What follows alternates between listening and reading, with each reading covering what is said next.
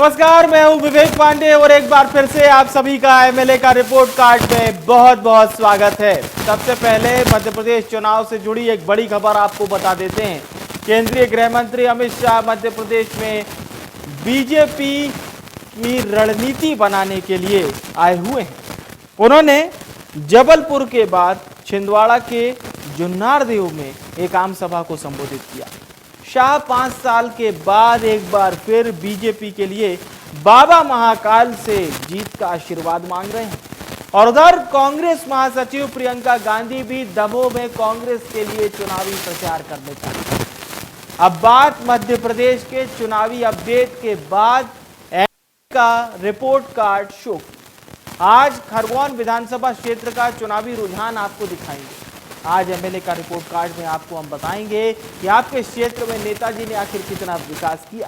दिखाएंगे विधानसभा सीट का इतिहास और क्या है क्षेत्र की जनता का रिएक्शन। साथ ही आपको दिखाएंगे टेलीफोनिक और ग्राउंड जीरो के जरिए हमारी चुनावी टीम के सहयोगियों का सबसे सटीक ओपिनियन पोल।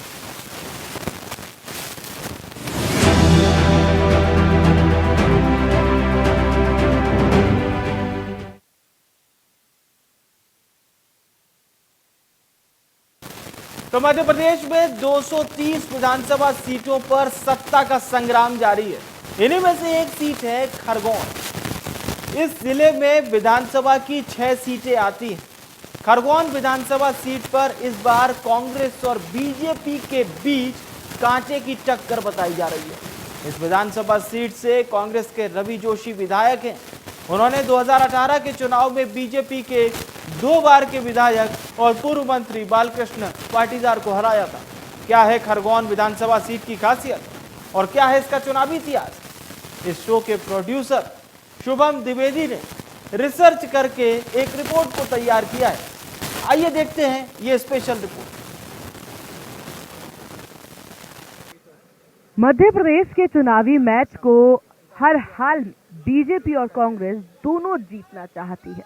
यही वजह है कि दोनों दल के दिग्गज लगातार मध्य प्रदेश में चुनावी सभा कर रहे हैं। वहीं केंद्रीय गृह मंत्री अमित शाह भी प्रदेश में पार्टी के लिए 3 दिनों तक रणनीति के लिए मौजूद है। बाबा महाकाल से अमित शाह अपनी पार्टी के लिए आशीर्वाद मांग रहे हैं। उधर कांग्रेस महासचिव प्रियंका गांधी भी दमोह में कांग्रेस के लिए चुनावी प्रचार करने पहुंची और दोनों पार्टियों का मुख्य मकसद है 230 विधानसभा सीटों पर सत्ता का संग्राम फतह करना। इन्हीं में से एक सीट है खरगोन सीट। इस खरगोन जिले में विधानसभा की 6 सीटें आती हैं, जिसमें खरगोन विधानसभा सीट पर इस बार कांग्रेस बीजेपी के बीच कांटे की टक्कर है। मौजूदा वक्त में इस विधानसभा सीट से कांग्रेस के रवि जोशी विधायक है। उन्होंने 2018 के चुनाव में बीजेपी के 2 बार के विधायक और पूर्व मंत्री बालकृष्ण पाटीदार को हराया था। प्रदेश की सियासत में खरगोन एक ऐसा जिला है जहां पर बीजेपी के खाते में एक भी सीट नहीं है। जिले के तहत 6 विधानसभा सीटें आती हैं, जिसमें खुद खरगोन सीट भी शामिल है। यहां पर 3 सीटें आरक्षित हैं तो 3 सीटें सामान्य वर्ग के लिए हैं। खरगोन सीट पर अभी कांग्रेस का कब्जा है। खरगोन जिले की हर सीट पर पाटीदार समाज के वोटर्स बड़ी संख्या में हैं। इस क्षेत्र की जनता के लिए किसानों की कर्ज माफी, बेरोजगारों के लिए रोजगार और कुंदा नदी पर बसनेर पुल की मांग प्रमुख रूप से चुनावी मुद्दे हैं। वहीं साल 1956 1 नवंबर को मध्य प्रदेश के गठन के साथ ही पश्चिम निवाड़ जिला अस्तित्व में आया, लेकिन 25 मई 1998 को पश्चिम निवाड़ जिले को 2 खरगोन और बड़वानी जिले में बांट दिया गया। खरगोन में सफेद सोना कहे जाने वाले कपास की खेती होती है।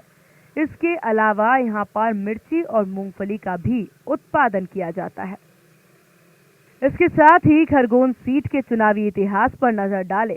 साल 1990 से लेकर 2018 तक हुई चुनाव में बीजेपी को 4 चुनाव में जीत मिली तो कांग्रेस के खाते में 3 जीत गई।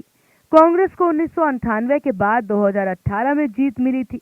इससे पहले 2003 से लेकर 2013 तक बीजेपी ने लगातार 3 चुनाव जीतकर चुनावी जीत की हैट्रिक लगाई थी। 1993 और साल 1998 में कांग्रेस के परसराम बाबूलाल डांडीर ने जीत हासिल की। हालांकि इससे पहले 1990 के चुनाव में बीजेपी ने जीत हासिल की थी। साल 2018 के चुनाव में कांग्रेस की जीत हुई। कांग्रेस के रवि जोशी ने बीजेपी के बालकृष्ण पाटीदार को हराया था, जिसके चलते बीजेपी के विजय रथ को कांग्रेस रोकने में कामयाब हो सकी।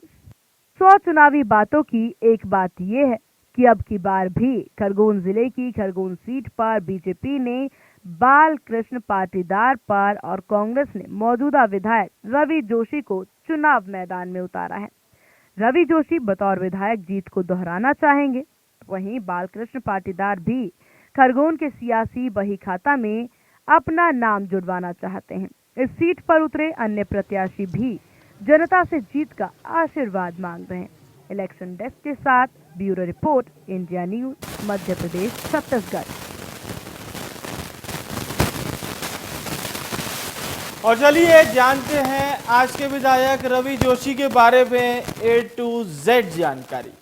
तो रवि जोशी जो कि यहाँ से मौजूदा विधायक हैं, उनके मुख्य व्यवसाय के बारे में बात करें तो रवि जोशी का मुख्य व्यवसाय कृषि है। वो ग्रेजुएट भी हैं और इस समय कांग्रेस के मौजूदा विधायक हैं।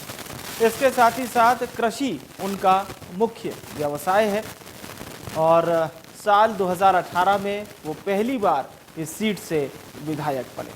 बात करें उनकी संपत्ति की तो 2018 तक उनकी चल संपत्ति 94,62,541 थी।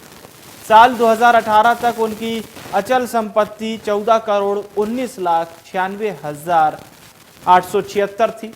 कांग्रेस की 35 सालों से बतौर कार्यकर्ता वो सेवा कर रहे हैं। संगठन के कई पदों पर भी वो रहे हैं और कांग्रेस के संगठन प्रभारी के साथ ही साथ महामंत्री के पद पर भी रवि जोशी रह चुके हैं।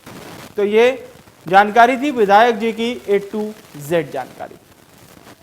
जाति जानिए वोटर्स की, ताकि वोट बैंक का बही खाता आप भी समझ सके। चलिए अब जानते हैं खरगोन सीट पर क्या यहाँ का जातिगत समीकरण है, कितने मतदाता हैं। देखिए कुल मतदाता यहाँ बात करें तो 2,19,762 ये कुल मतदाता हैं, जिनमें महिला मतदाता 1,06,631 है और जबकि पुरुष वोटर्स की बात करें तो ये 1,13,131 है।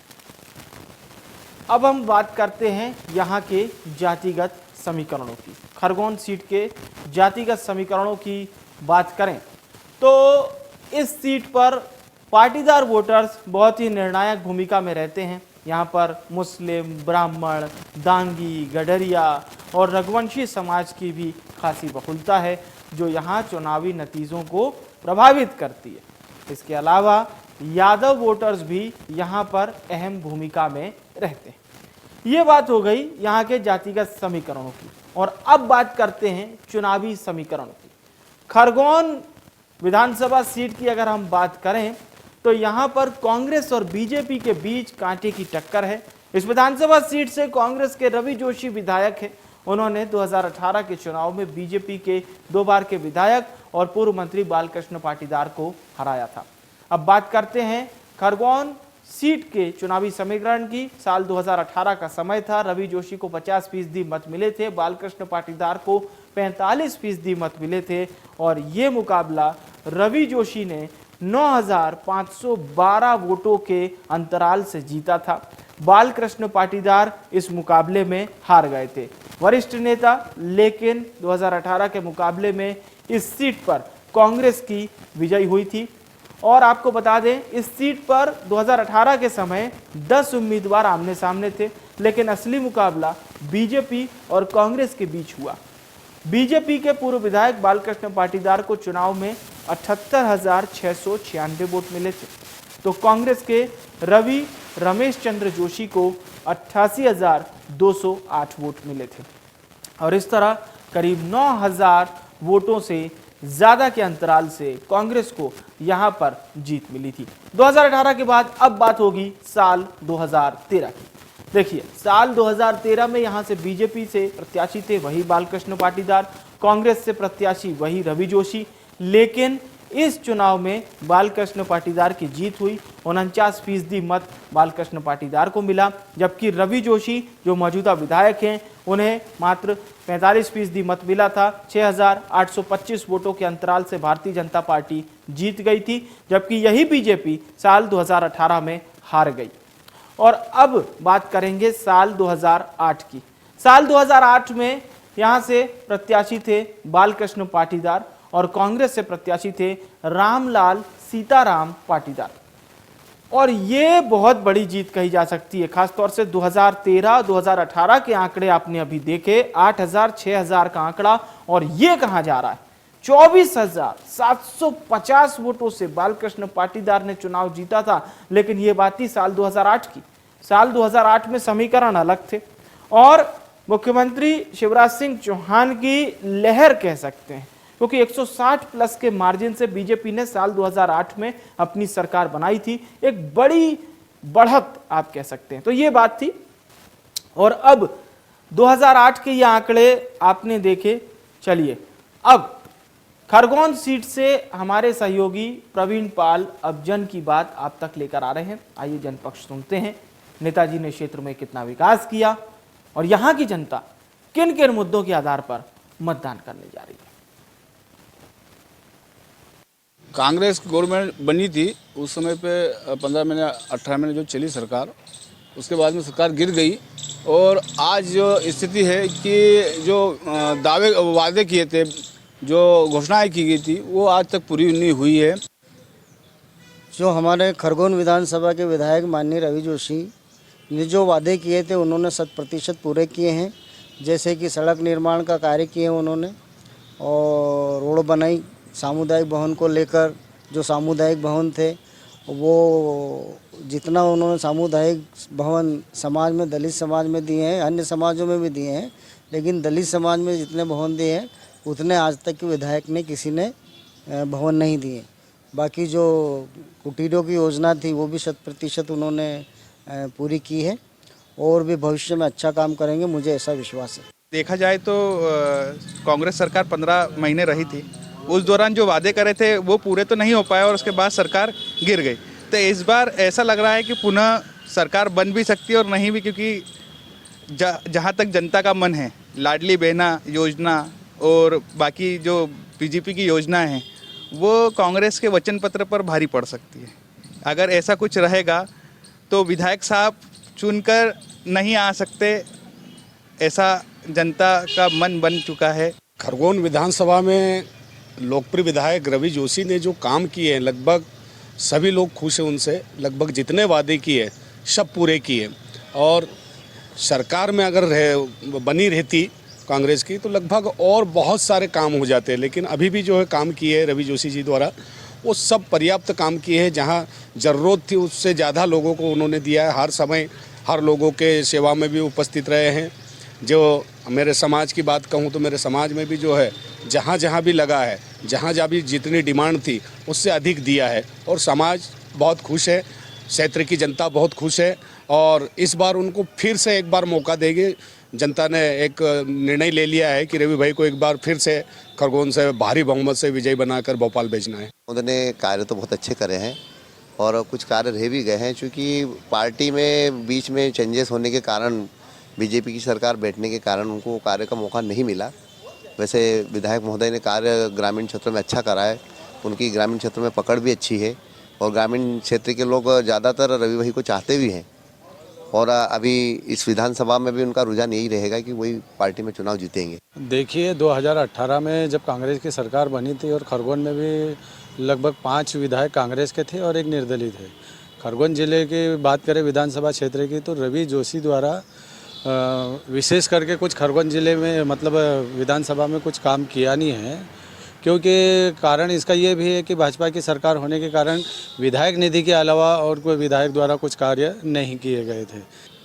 देखो, पिछले 80 वर्ष आज़ादी को हो चुके हैं। निमाड़ में अभी तक कोई ऐसा विकास या उद्योग धंधे यहाँ पर स्थापित नहीं हुए हैं। निमाड़ की बात करें तो न केवल खरगोन, धार और बड़वानी ज़िले में भी देखा जाए तो यहाँ पे न तो अभी तक इंजीनियरिंग कॉलेज, मेडिकल कॉलेज, कृषि कॉलेज वगैरह कुछ नहीं है। सरकार दोनों बनी है, कांग्रेस की भी बड़े लंबे समय तक रही है मध्य प्रदेश में सरकार, उसके बाद भाजपा की भी पिछले 16 वर्षों तक रही है। पिछली बार यहाँ से 6 विधायक यहाँ से कांग्रेस के चुने गए थे। कांग्रेस की सरकार भी 1-1.5 महीने रही, इसलिए निश्चित ही यहाँ विकास नहीं देखा गया है और सरकार बदल गई थी। यहाँ पे विधायक कांग्रेस के थे, राज्य में सरकार बीजेपी की बैठी हुई थी। लेकिन अब मैं ये कहना चाहूँगा कि ऐसे लोगों को वोट दिया जाए जो ज़िले के और क्षेत्र के विकास के बारे में सोचें, यहाँ पर उद्योग धंधे स्थापित करें ताकि बेरोजगारी दूर हो। साथ ही यहाँ पर बड़े बड़े शिक्षण संस्थान स्थापित हो, उससे जो बच्चे बाहर पढ़ने के लिए जाते हैं, महानगरों में जाते हैं, वो खरगोन में ही उसकी पढ़ाई उपलब्ध हो। साथ ही यहाँ पर रेलवे लाइन की समस्या भी लगभग 80 वर्षों से मांग की जा रही है, रेलवे लाइन भी नहीं है, इसलिए बड़े लोगों को तकलीफ होती है। जिला न्यायालय नहीं होने से आदिवासी वर्ग का बड़ा लंबा क्षेत्र मंडलेश्वर की यात्रा करना पड़ती है, तो यहाँ पर जिला न्यायालय की भी आवश्यकता है। कुल मिलाकर जनप्रतिनिधि यहाँ पर इस बार ऐसा चुना जाना चाहिए जो क्षेत्र के विकास के बारे में सोचे, स्वहित के बारे में न सोचे।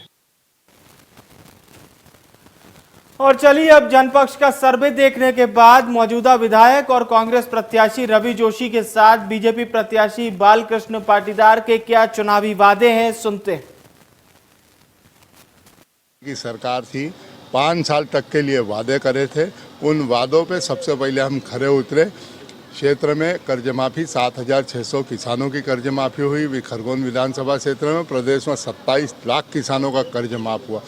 खरगोन क्षेत्र में जो बरसों से एक पाइपलाइन का काम पिपरी डैम का चल रहा था, वो अधूरा पड़ा था। इन्होंने इस तरीके से डैम बनाया था कि पहली बार इंजीनियरों ने बोला कि सरकार बनी वैसे ही कि इस डैम में अगर पानी भरेंगे तो डैम फूट जाएगा। उस डैम के लिए 125 करोड़ रुपए अतिरिक्त मंजूर कराए, ताबड़तोड़ उसका रिनोवेशन कराया और किसानों के खेतों में पानी दिया।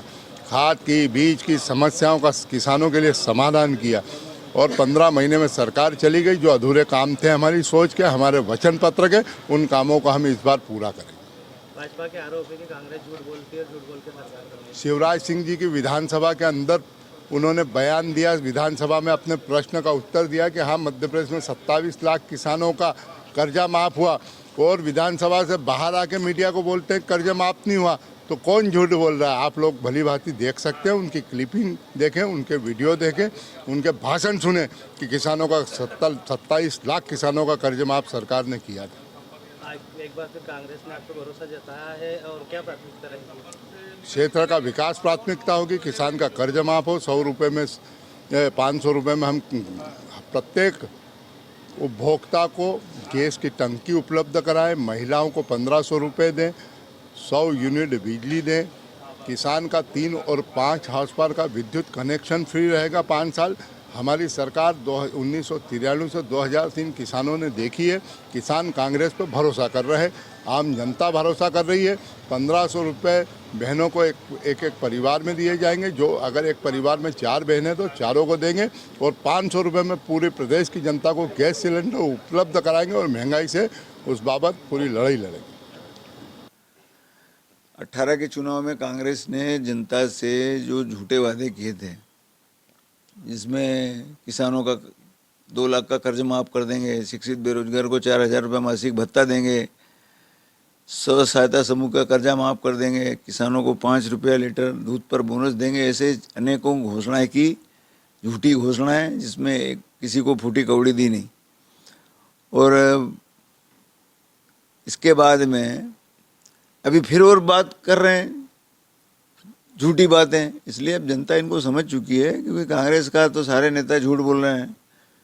कांग्रेस का एक उनका सूत्र है, झूठ बोलो, जोर से बोलो, बार बार बोलो, और वही सब कांग्रेस के तमाम नेता कर रहे हैं। रवि जोशी हो, चाहे कमलनाथ हो, दिग्विजय सिंह हो, राहुल गांधी हो, सबका है कि एक सूत्र में सब चल रहे हैं।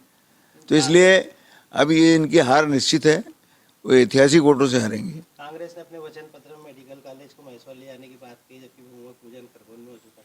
अरे भाई, मेडिकल कॉलेज जिला स्तर पर होना चाहिए।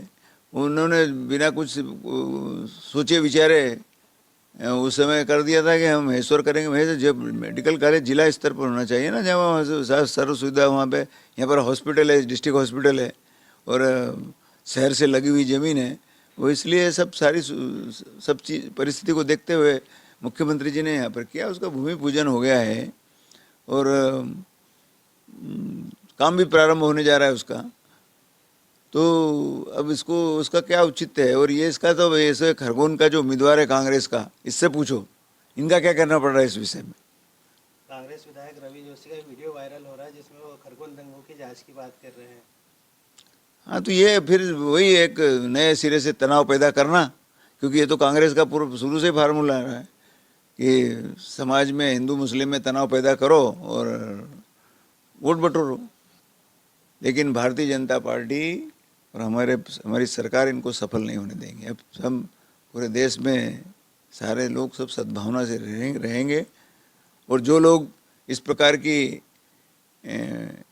आतंकवादी गतिविधियों में कोई दंगे फसाद में रहेंगे तो सरकार उनके खिलाफ सख्त कार्रवाई करेगी, उनको सख्त सजा भी दिलाएगी ताकि वो आगे से फिर कोई ऐसा कृत्य न कर पाए। और चलिए अब ITV नेटवर्क के आंतरिक यानी कि इंटरनल सर्वे की घड़ी आ चुकी है। हमने एक बड़े सैंपल के साथ ये सर्वे कराया है।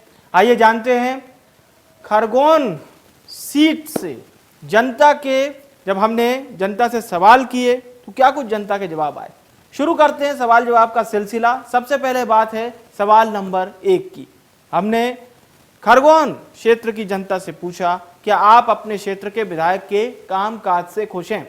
ये बारी है सवाल नंबर 1 की। इसमें हाँ कहने वाली जनता है 64% से ज्यादा।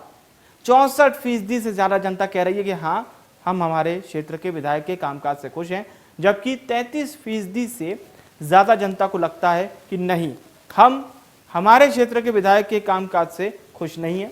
और कह नहीं सकते वाली जनता है 1% से ज्यादा। अब बात सवाल नंबर 2 की। सवाल नंबर 2 हमने पूछा क्या आप अपने क्षेत्र के विधायक को दोबारा चुनना चाहेंगे। अब देखिए इसका जवाब क्या आया। हाँ कहने वाली जनता है 59% से ज्यादा, जबकि नहीं कहने वाली जनता है 36% से ज्यादा और कह नहीं सकते वाली जनता है 4% से ज्यादा। यानी कि जो पहला सवाल और जो दूसरा सवाल है उसमें हाँ का जो आंकड़ा है वो 3-4% ही ऊपर नीचे होगा। यानी तकरीबन 60% लोगों ने हाँ में जवाब दिया है, पहले का भी और दूसरे का भी। अब सवाल नंबर 3।